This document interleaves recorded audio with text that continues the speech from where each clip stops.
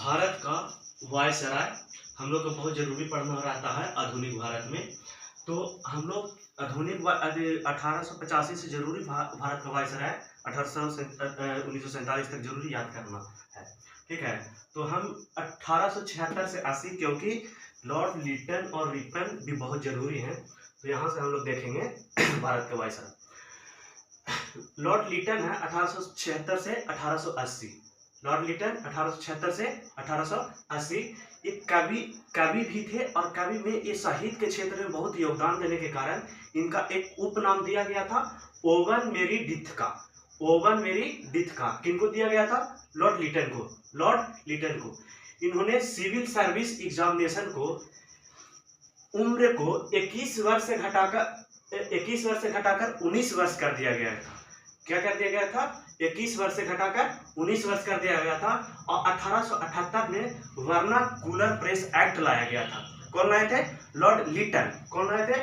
Lord Liton. तो vernacular press act क्या होता है? वर्नाकुलर प्रेस एक्ट का मतलब है कि हिंदी भाषा में समाचार पत्र नहीं छापा जा सकता था। तो ये बहुत दिक्कत की बात था। उस समय तो अंग्रेजी का उतना अंग्रेजी में छापा जा सकता था। ठीक है, तो ये बहुत गलत है। ये मतलब एक्ट लाया गया था, अधिनियम लाया गया था।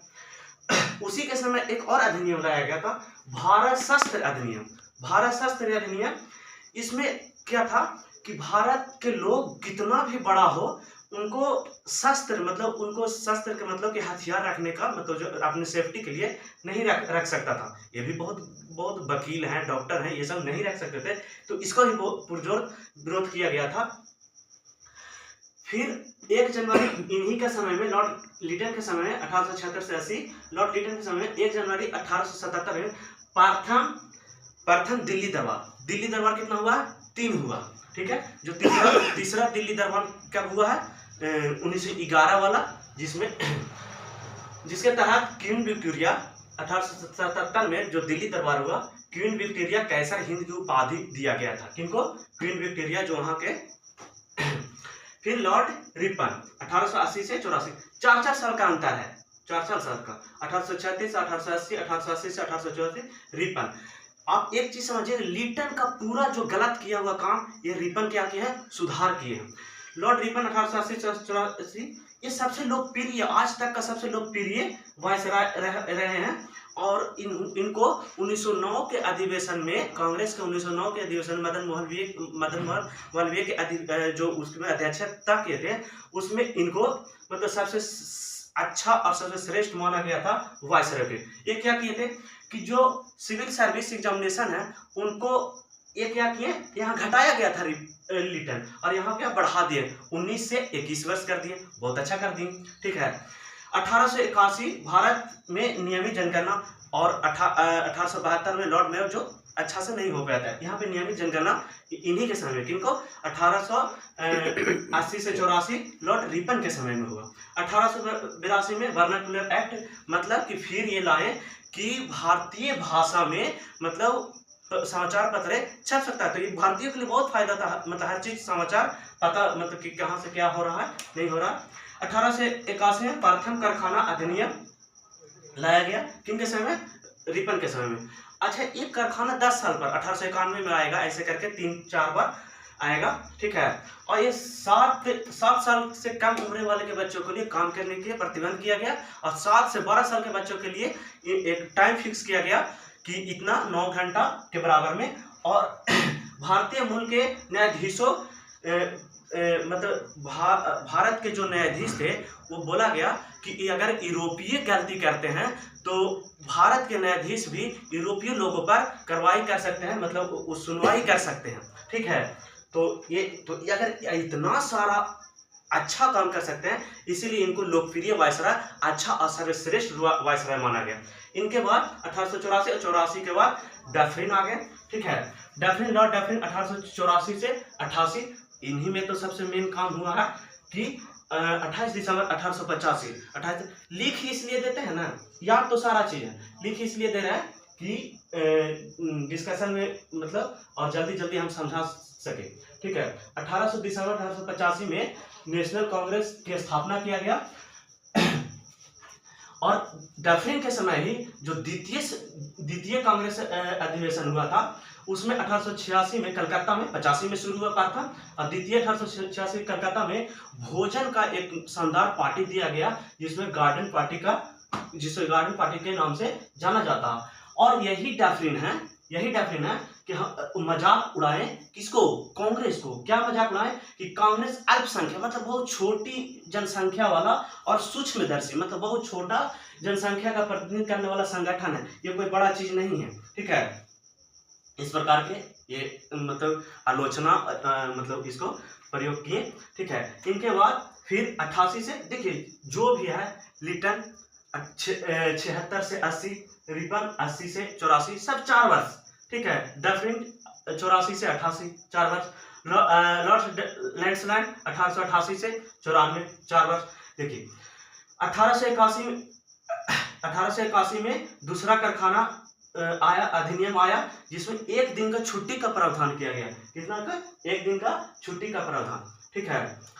1892 में यहाँ पे गलत लिखा गया है, ठीक है, ये 91 शायद होगा, ठीक है। 1892 में भारत परिषद अधिनियम आया। 1892 में भारत परिषद किसके? लॉर्ड लैंसलैंड के अधीन।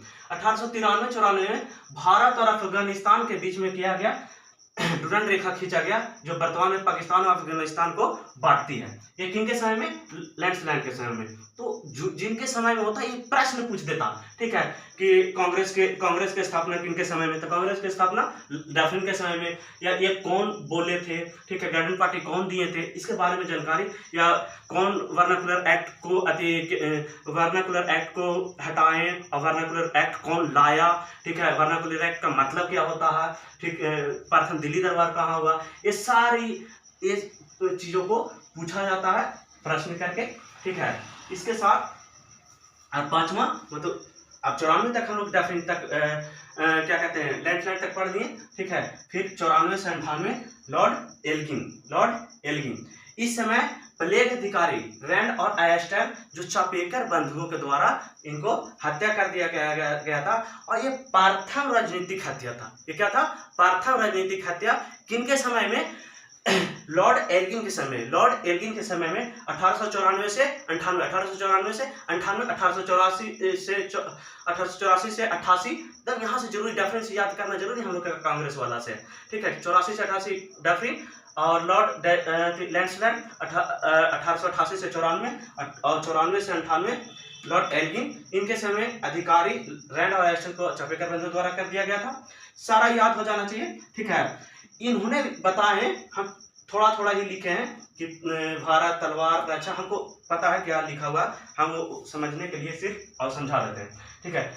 ये बोले एल्गिन कि भारत के तलवार के दम पर जीता गया और भारत को तलवार के दम पर ही रक्षा किया जा सकता, और इसको मतलब गुलाम रखा जा सकता। किसके? तलवार के दम। कहने का मतलब है कि वही मतलब गुलाम तो जबरदस्ती ही होता है, ठीक है। और उन्होंने बताया शर्त यह है कि ये तलवार के दम पर इसको, और ये इन लोग कहने का मतलब है कि पूरब के देशों का भारत का खोना सबसे बड़ा दिक्कत होगा। अगर भारत को अगर खोता है, मतलब क्या कहते हैं, ब्रिटिश सरकार या ब्रिटिश जो लोग हैं इसको खोते हैं, तो ये पूरब के देशों में सूर्य अस्त का माना जाएगा। मतलब इन लोग का, हम लोग का पूरब में मतलब कोई मतलब गुलाम करने के लिए नहीं, तो अपना सोचेंगे कि हम लोग का पूरब में सूर्य अस्त बोले कि हम लोग का पूरब में क्या हो गया, सूर्य अस्त माना जाएगा, ठीक है। कौन बोले? एल्गिन। ये पूछ सकता है किसे, किन्होंने बोला कि पूरब में ब्रिटिश सरकार को सूर्य अस्त भारत को अगर गुलाम नहीं बनाया जाता, मतलब अगर गुलाम से हट जाता है तो सूर्यास्त माना जाएगा। किसने बोला? तो एल्गिन ने बोला, ठीक है। और इसके बाद है बहुत प्रचलित लॉर्ड कर्जन। ये अलोकप्रिय सबसे माना जाता है। ये क्यों लोकप्रिय माना जाता है? क्योंकि 1905 में बंगाल विभाजन हुआ था। क्या था? 1905 में बंगाल विभाजन के कारण, और उसी समय से उग्र राष्ट्रीयता का भावना आ गया। कहने का मतलब है उस समय हर लोग, अब क्या हुआ, बंगाल विभाजन कर दिया। बंगाल विभाजन करने से क्या हो गया कि पश्चिमी क्षेत्र और पूर्वी क्षेत्र में बांट दिया गया, जिससे क्या हो गया, हिंदू मुस्लिम में बंटवारा कर दिया। उस समय से मतलब आप ये समझिए कि यहाँ बहुत मतलब बड़ी इन लोग साजिश खेल गए, जिसमें हिंदू मुस्लिम करने का इन लोग को मौका मिल गया। कभी हिंदू को साथ देते थे कम जनसंख्या जहाँ पे था, और कभी मुस्लिम को ज़्यादा करके, मुस्लिम लोग इसलिए साथ देते थे कि हिंदू मुस्लिम ज़्यादा होते रहे, जिससे हम लोग का गुलामी इन लोग के करवाने में फायदा होगा। ठीक है, उसी समय गुस्से में गोपाल कृष्ण गोखले, ठीक है, जो महात्मा गांधी के गुरु गोपाल कृष्ण गोखले ने बोले कि आधुनिक ये औरंगजेब है, ठीक है, जो हम लोग का मध्यकालीन में औरंगजेब बहुत गलत, जो भारत के लोग हैं औरंगजेब, जो बोले कि जो कर्जन है आधुनिक औरंगजेब है, ठीक है, आधुनिक औरंगजेब है। पूछा जाएगा कि आधुनिक औरंगजेब किनके कौन बोले, किनका वक्तव्य है, क्या है, ठीक है, तो गोपाल कृष्ण गोखले क्यों बोले, क्योंकि बहुत बड़ी एक समूह को बंगाल बहुत एक बड़ी मतलब एक क्षेत्र था ना, उसको बांटना, भारत को बांटने में, और कांग्रेस को आलोचना, ये लॉर्ड कर्जन बोले कि उनको आलोचना करते हुए कि ये कांग्रेस है ना, कांग्रेस का महल भड़बड़ा के गिरने वाली है, और इसको हम गिरने में, मृत्यु होने में कांग्रेस को मदद करते हैं। तो हम शॉर्ट में लिखे हैं, लेकिन हम पूरा बोल रहे हैं कि कांग्रेस का जो महल है जो भड़बड़ा कर गिरने वाली है, और उसको कांग्रेस को मृत्यु होने में हम इसको हाथ देंगे, साथ देंगे, इसको मरना हम देखना चाहते हैं, मतलब मृत्यु देखना चाहते हैं किसको, कांग्रेस से, क्योंकि कांग्रेस बहुत अच्छी पार्टी और बहुत अच्छा से मतलब उग्र नहीं उस समय था, लेकिन इनकी इच्छा था कि फिर क्या हुआ कि इनका कलकत्ता का मेयर अच्छा से काम नहीं कर रहा था, तो कलकत्ता का मेयर को आलोचना करते हुए कहा कि मेरी इच्छा है कि मैं वायसराय से पत्र को त्याग देकर हम कलकत्ता का मेयर बनने का मन कर रहा। क्यों? क्योंकि वहां पे कलकत्ता में मेयर जो थे वो अच्छा से काम नहीं कर रहे थे, इसलिए वहां के आलोचना किए थे। फिर 1904 में भारत विश्वविद्यालय अधिनियम लाया गया, ठीक है, और उसी के फिर बंगाल विभाजन हुआ, तो यहाँ किचनर जो थे, तो किचनर और इनको में विवाद हो गया, कि मतलब थोड़ा सा लगा कि और विवाद, बंगाल विभाजन हुआ, तो बंगाल विभाजन के बाद बहुत आंदोलन होने लगा ना, तो इसके चलते किचनर और उनके बीच में विवाद हो गया, जो विवाद के कारण 1905 फिर इन्होंने क्या किया, त्याग पत्र दे दिया वायसराय से, ठीक है। आगे की क्लास, ठीक है, लिख देते हैं, जिसके चलते कम समय में यहाँ बन जाता है, ठीक है, और ये डिस्कशन है, सबको रहने के बाद बहुत ज़्यादा अच्छा से हो जाएगा, ठीक है। अब मतलब आगे जो वीडियो अति करेंगे, ठीक है, 1947 तक कर देंगे, उसके बाद मिनटो हो गया, फिर आगे सब इसी के साथ। अब दिक्कत नहीं लेना है कि क्या हमको बायोलॉजी हो या केमिस्ट्री हो, आधुनिक हो, ज्योग्राफी हो, किसी में दिक्कत नहीं है, चाहे मैथ हो, रीजनिंग हो, सारा चीज़, ठीक है, और बहुत अच्छा से डिस्कस हम लोग करेंगे, ठीक है। तो इस चीज़ को आप समझिए, ये नहीं कि सिर्फ साइंस ही है, कल आगे जो क्या कहते हैं पोषण हम लोग को पढ़ना है, तो पोषण को भी बहुत अच्छा से करेंगे। और थोड़ा एक हम यहाँ पे जो एक वीडियो अपलोड किए थे, उसमें थोड़ा सा उसमें और क्लियर कर देते हैं कि जो क्या कहते हैं, जो पत्तियाँ बोले थे कि क्लोरोप्लास्ट है ना, क्लोरोप्लास्ट को हरित लवक बोलते हैं, क्लोरोप्लास्ट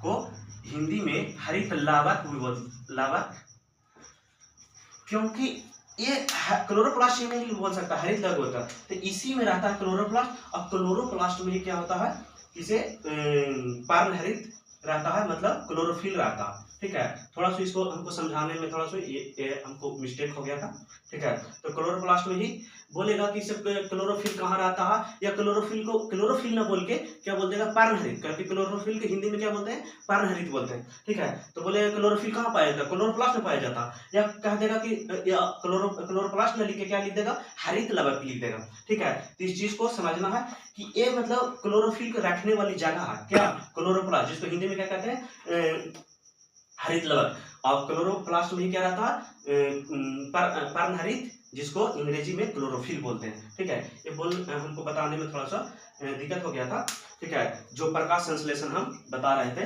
तो प्रकाश संश्लेषण, जिसमें प्रकाश संश्लेषण चार मुख्य तत्व बताए थे, जो क्लोरोफिल है, ठीक है, सूर्य का प्रकाश है, जल है, कार्बन डाइऑक्साइड है, ठीक है, ये 4 रहेगा तो प्रकाश संश्लेषण होगा। अगर 4 ये नहीं रहेगा, किसी एक का अगर उसमें शामिल नहीं रहेगा तो प्रकाश संश्लेषण नहीं होगा और वो ग्लूकोज या कार्बन क्या कहते हैं कार्बोहाइड्रेट का निर्माण नहीं होगा। ठीक है, और प्रकाश संश्लेषण में क्या होता है बोल देगा कि अच्छा, और फिर उसमें किसे गैसों का आदान प्रदान किससे होता है अस्टोमाटा से, जिसको हिंदी में रंध्र बोलते हैं। क्या बोलते हैं? रंध्र। ये मतलब सुबह बताने में थोड़ा सा हम छूट गया था कुछ हिंदी बताने के लिए कि क्लोरोप्लास्ट को क्या बोलते हैं, क्लोरोफिल के क्या बोलते हैं। इसी के साथ बायोलॉजी हो या केमिस्ट्री हो, कुछ भी या आधुनिक या ज्योग्राफी, किसी में दिक्कत नहीं होने देंगे।